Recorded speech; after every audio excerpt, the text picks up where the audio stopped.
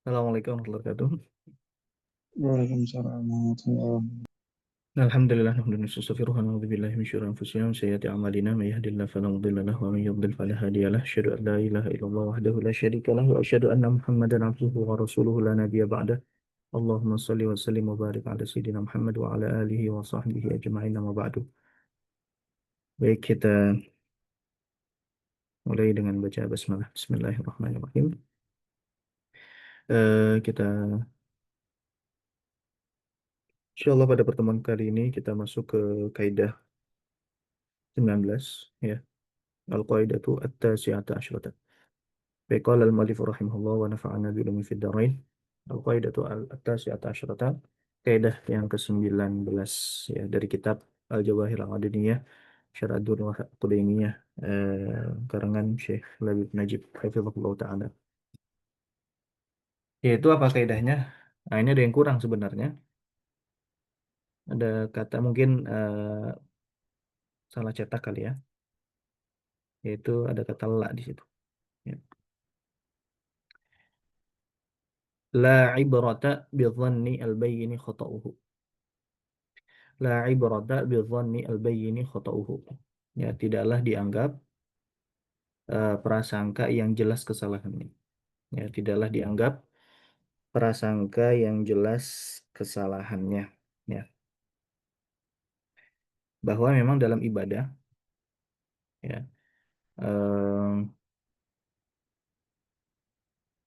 dalam ibadah itu kita ada dua parameter ya. Ada dua parameter. Yang pertama adalah dhannul mukallaf. Yang kedua adalah al-waqi'. Ya. Jadi yang pertama adalah prasangkanya si mukallaf. Nah, prasangkanya si mukallaf bahwa ibadahnya dia itu telah sesuai rukun dan syaratnya, ya, dan terhindar dari pembatal-pembatalnya. Nah, itu yang pertama, dhannul mukallaf, prasangka, ya. Nah, yang kedua adalah realita. Realitanya sesuai atau tidak, ya. Yang pertama kan prasangka tadi. Prasangka bisa bisa benar, bisa salah. Nah, makanya nanti dibuktikan dengan realitanya sesuai atau tidak. Ya, oleh sebab itu, maka jika dia berprasangka bahwa ibadahnya sudah sesuai rukun dan syaratnya sudah dia penuhi, ya, tidak ada pembatal juga yang dia lakukan. Nah, tapi ternyata eh,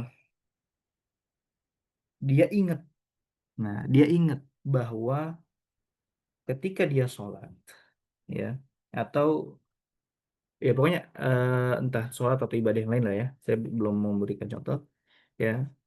Jadi ternyata dia ingat bahwa ada pembatal yang dia lakukan, bahwa dia ingat ada syarat yang dia lewati, bahwa ada rukun yang dia tidak kerjakan.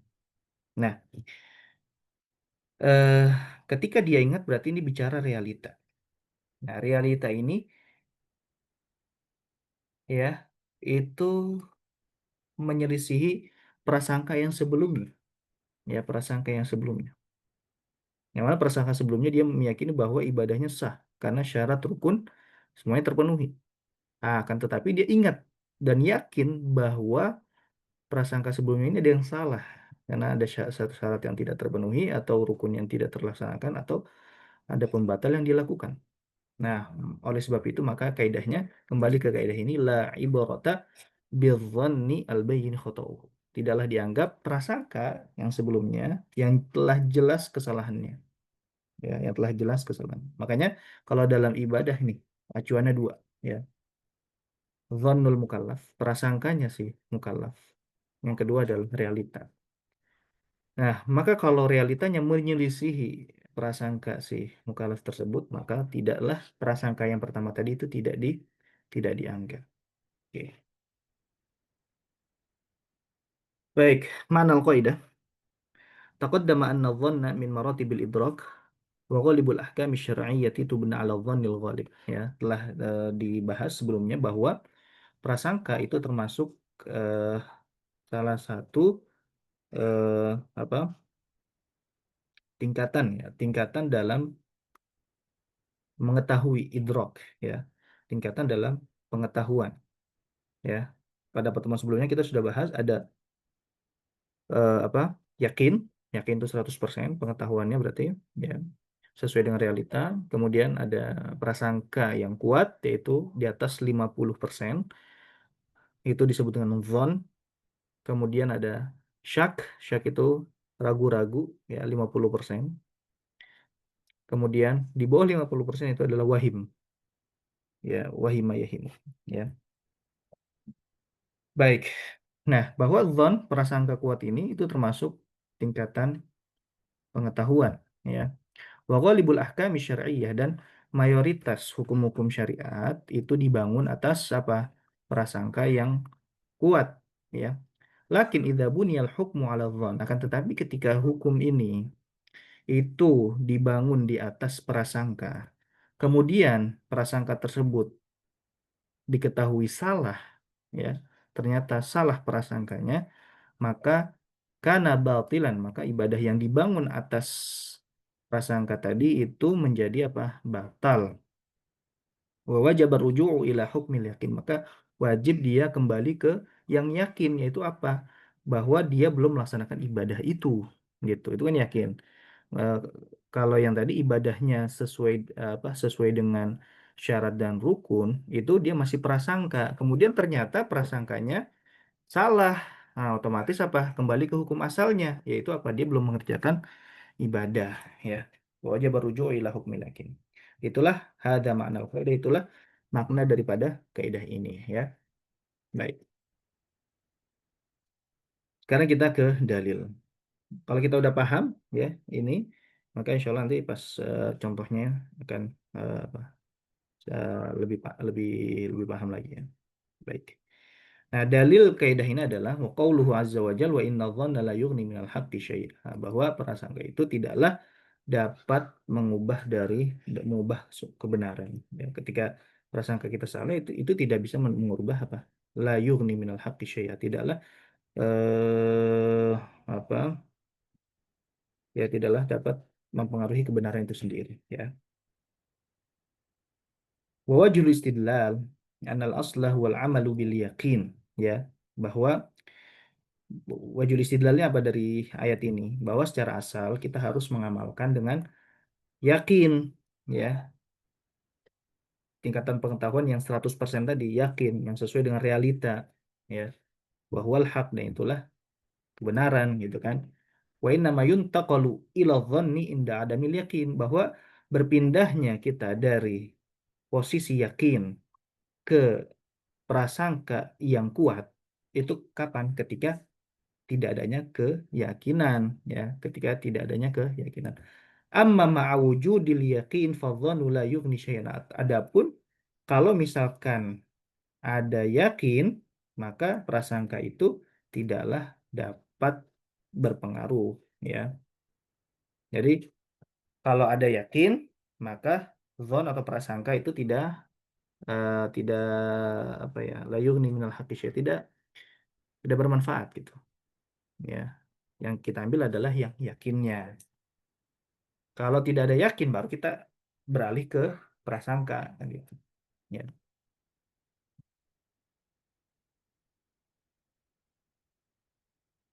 baik.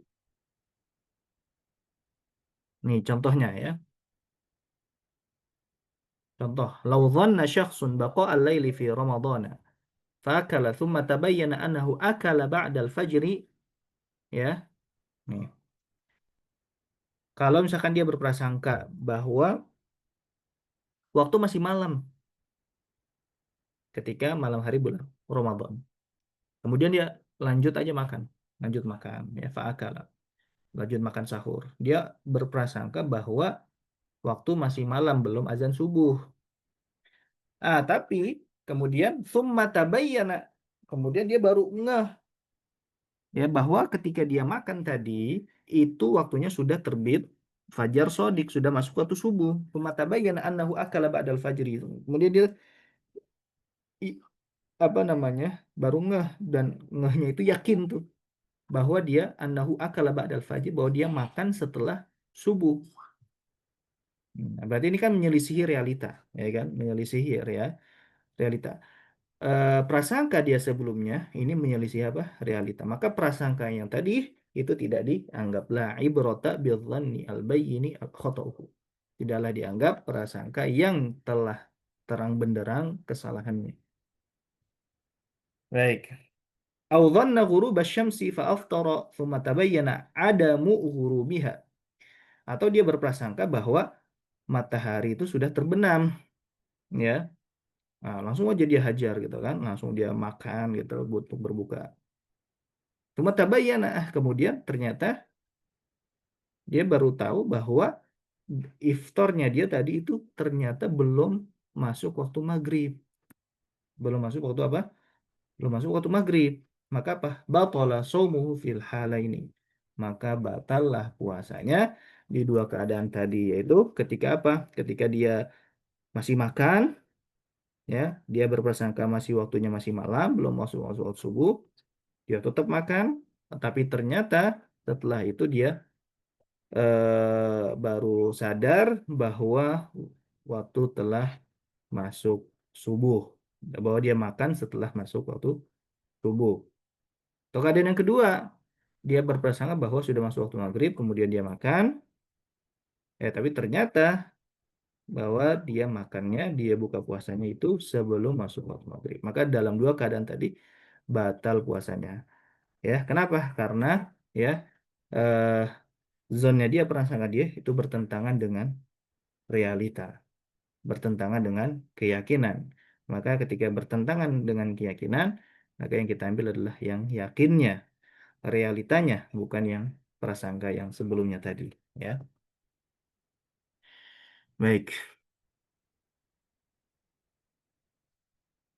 Kemudian yang kedua, lau qala syakhsun mukhatiban imra'atan yadhunnuha ajnabiyyah anti taliq, thumma tabayyana annaha zawjatuh, taluqat طالقت ولو نادى إحدى زوجتيه فأجابته الأخرى فقال أنت طالق وهو يظنها التي ناداها لم تطلق المناداة وتطلق وتطلق المجيبة. Oke, ini masalah perceraian. Ya. Jikalau ada seseorang dia sedang mengajak ngobrol seorang wanita yang dia kira ini orang lain. Wanita ini dia kira apa? Orang lain.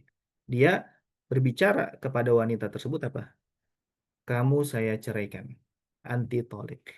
Padahal posisinya dia ngiranya ini perempuan apa?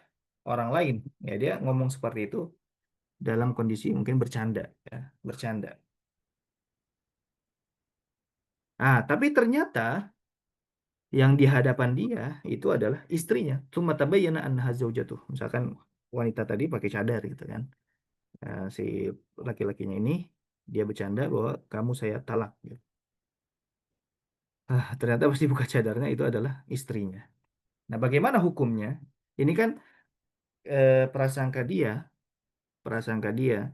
bahwa yang ada di depannya itu adalah orang lain, bukan istrinya. Tapi ternyata yang di depannya adalah istrinya. Nah, prasangka ini, ya, ini kan bertentangan dengan realita. Mana yang kita ambil? Itu yang rea, realita. Ya, la ibrata bidzannil bayyini khata'uhu. Ya, la ibrata bidzannil bayyini khata'uhu.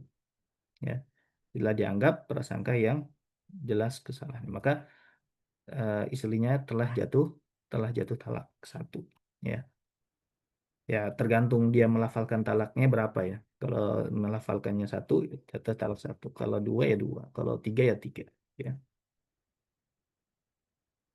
Dan ini kan apa? Bercanda. Ya, kalau dalam apa? Talak ya. Kalau dalam talak rujuk itu jidduhunna jiddun wa hazluhunna jiddun. Ya.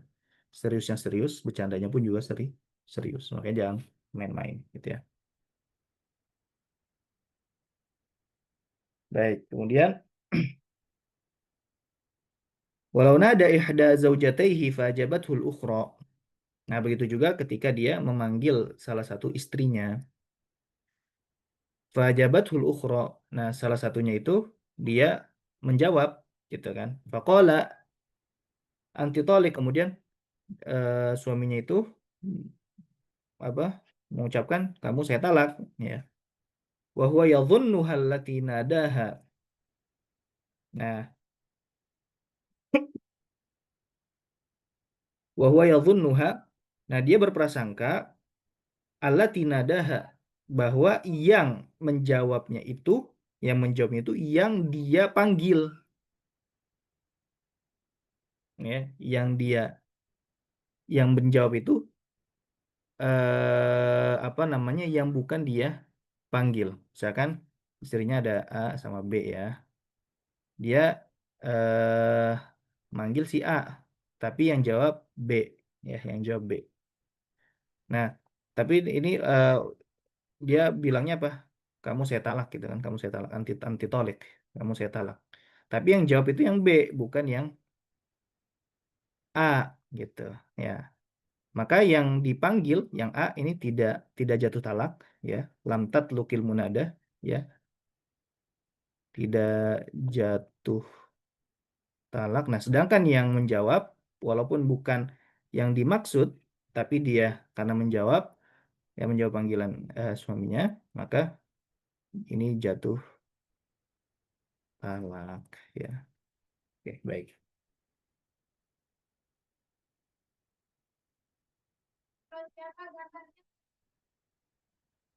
Ya, baik. Tentu ya ini jangan dibuat main-main ya masalah perceraian ini. Ya, baik.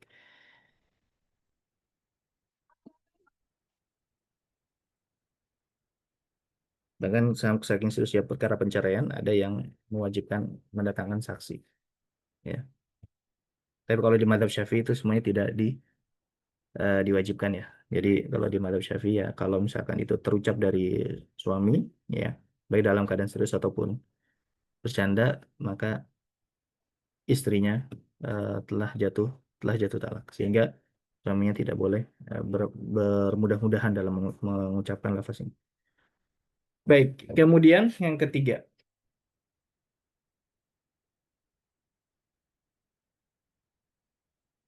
Lau dhannatil mutallaqatu annaha hamil فأنفق عليها الزوج فبانت حائلا استرجع الزوج ما دفعه. Ya. Kalau apa nih pertanyaan apa? Yang tadi saya yang Hmm? bercanda itu, yang bercanda eh terkait suami yang mentalak. Walaupun dia nggak tahu hukumnya, tetap Ya, jatuh talak. sepertinya seperti itu. Ya, eh, walaupun ini harus merujuk lagi ya, karena biasanya kalau al-udhur bil jahli itu kan dia kebanyakan tuh disinggungnya apa? Kalau dia baru mualaf ataupun dia jauh tinggal dari para ulama gitu ya.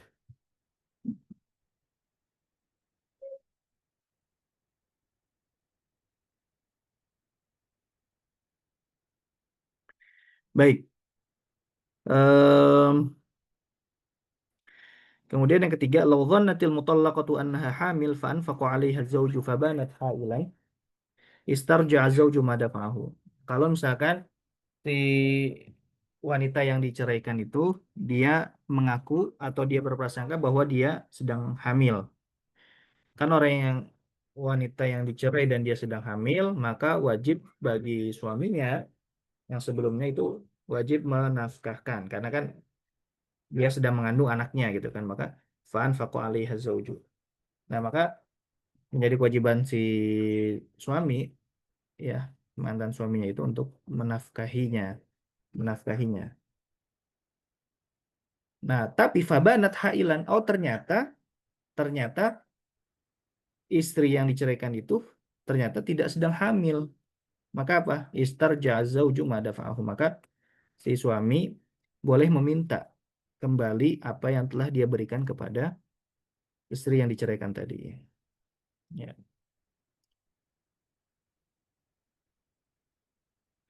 insyaallah. Nurid an nastajil ini. Min masalah itu tolak. Ya, kita ingin percepat ya dalam pembahasan talak ini. Ya, ya, baik. Yang keempat. Oke, yang tadi kalau misalkan tidak tahu tadi itu ya, itu tetap diterapkan. Tapi eh, kalau apa namanya ada perselisihan, tentu yang memutuskan adalah hakim ya. Misalkan si suami pakai mazhab ini, si istri pakai mazhab ini gitu ya, misalkan. Atau misalkan eh si suami kekeh nggak apa nggak jatuh talaknya, sedangkan istri mengatakan jatuh. Nah, itu nanti pemutusannya di pengadilan ya. Tentu pakai mazhabnya hakim ya ketika sudah diputuskan. Ya ketika sudah sampai ke pengadilan maka tergantung mazhabnya hakim.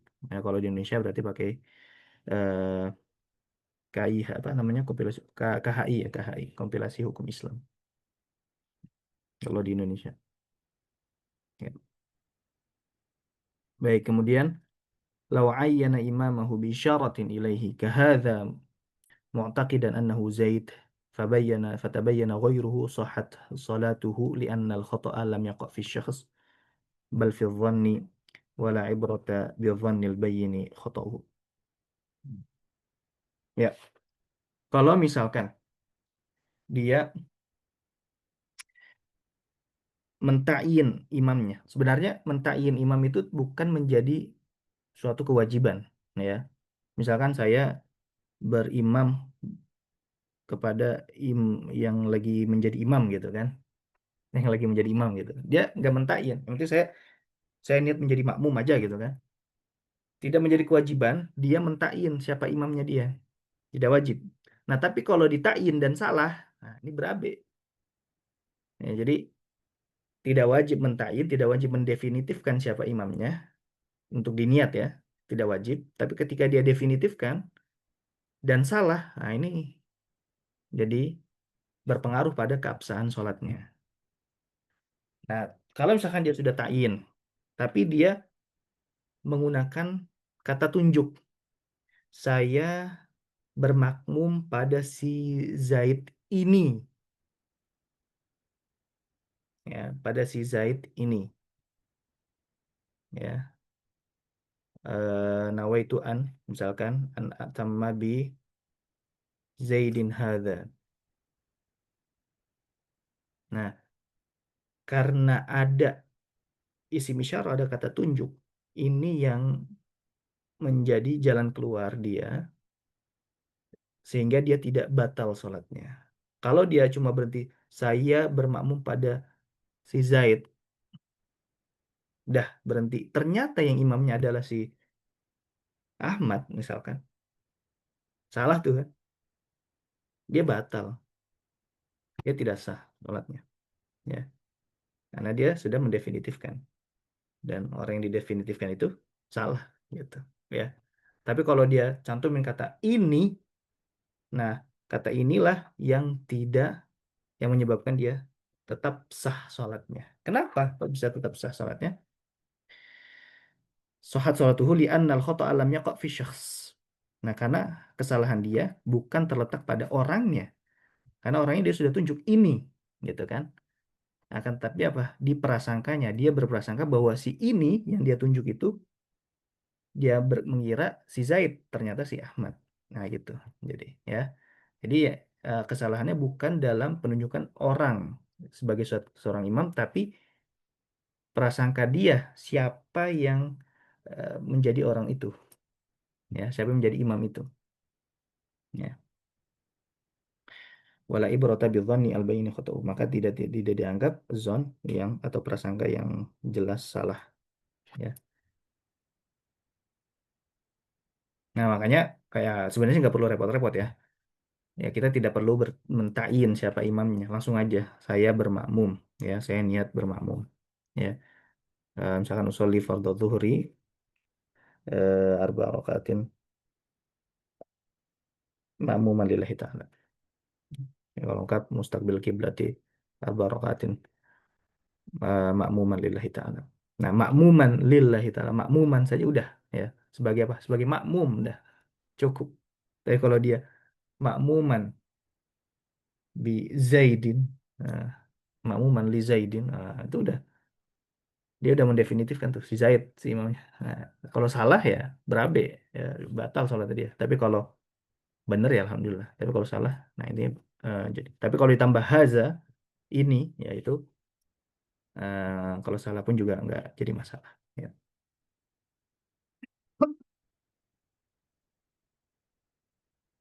Baik, ada pertanyaan sebelum kita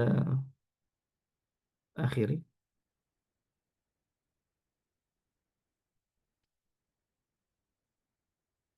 Untuk kaidah selanjutnya insya Allah pekan depan ya. Jadi satu bukan satu kaidah aja. Bisa dipahami ya untuk kaidah ini. Saya Allah. Hmm. Baik. Nah ini ada tadrib. Nanti bisa mungkin merujuk ya ke kitab fikih. Binaan ala hadhil qaidah ma hukmu man dafa'a zakatahu ila man dhannahu min ahliha fabana khilafuhu wa fi dzalika min kutubil fiqh. Kira-kira gimana? Orang yang bayar zakat ke yang dia sangka di ini termasuk penerima zakat, tapi ternyata salah. Ternyata salah persangka dia. Apakah zakat dia sah atau enggak? Dia ngira si fulan ini termasuk mustahik. Oh, ternyata dia bukan mustahik. Dia kira miskin, ternyata kaya, ya kan? Kayak kemarin tuh ada bantuan sosial ya, nggak tepat sasaran. Ternyata di data dia sebagai warga miskin. Eh, pas didatengin punya mobil sama punya rumah-rumahnya mewah lagi. Ya, kalau kayak gitu ya. Kalau ini bayar zakatnya perseorangan, person to person, ya, person to person. Jadi muzaki langsung ke mustahik. Maka apakah zakatnya si muzaki itu sah berdasarkan kaidah ini? Ada yang bisa jawab mungkin? Udah nggak sah saya. Ya, tidak, tidak sah. Udah sepakat. Kalau zakatnya personal ke personal ya, dia bayar secara langsung. Nah, makanya ini tanggung jawab. Nah, beda kalau dia bayarnya ke amil, ya, bayarnya ke amil, kemudian amil ke mustahik. Jadi ini muzaki, amil, baru ke mustahik. Tadi kalau muzaki ke mustahik, kalau dia salah, zakatnya tidak sah ya. Muzaki ke mustahik. Kalau salah nih, kalau salah mustahiknya ternyata ternyata dia non mustahik, maka zakatnya tidak sah. Nah, tapi kalau ini muzaki ke amil, habis itu amil ke mustahik, ya. Seandainya amil salah penempatan mustahik, ya, mustahiknya ini ternyata dia non mustahik, maka zakatnya si muzaki tetap sah, ya. Karena dia apa? Karena dia sudah ibro zimmah, sudah melepas tanggung jawab. Kewajiban dia adalah membayar ke si amil. Nah, amil lah yang dia mendistribusikan. Tanggung jawabnya sudah berpindah tuh. Yang tadinya dari muzaki, dia lepas tanggung jawabnya kepada si amil. Nah, amil lah ini yang mendistribusikan ke mustahik. Entah distribusinya benar atau salah itu sudah bukan menjadi tanggung jawab muzaki. Itu sudah menjadi tanggung jawab si amil. Nah, makanya yang lebih aman kita bayarnya ke amil, bukan langsung, ya. Karena kalau kita bayarnya ke amil, ini sudah ibro zimmah, sudah melepas tanggung jawab. Ya, terlepas nanti distribusinya sesuai peruntukan atau enggak, itu tidak menjadi tanggung jawabnya si muzaki. Nah, amil ini adalah, ya, amil adalah badan yang badan perwakilan pemerintah atau yang diberikan izin oleh pemerintah, ya. Karena amil itu harus karena amil kan itu perwakilan pemerintah atau yang diizinkan oleh pemerintah. Jadi kalau misalkan ada sekelompok orang yang dia belum dapat izin pemerintah, maka tidak disebut amil. Kalau dia bayar zakat ke situ, ya, kemudian peruntukannya tidak sesuai, secara pendistribusian itu tidak sesuai, maka dia belum ibro zimmah, belum melepas tanggung jawab, ya. Makanya supaya kita sudah lepas tanggung jawab, ya kita bayarnya ke amil, yaitu lembaga zakat yang resmi, ya, yang resmi banyak sekarang sudah, ya. Ada yang tingkat daerah, kota, provinsi maupun ada yang tingkat nasional, gitu ya. Sudah paham ya? Baik. Hmm. Saya kira cukup ya. Sampai sini dulu. Baik, kita akhiri membaca hamdalah dalam majlis. Assalamualaikum warahmatullahi wabarakatuh. Warahmatullahi wabarakatuh.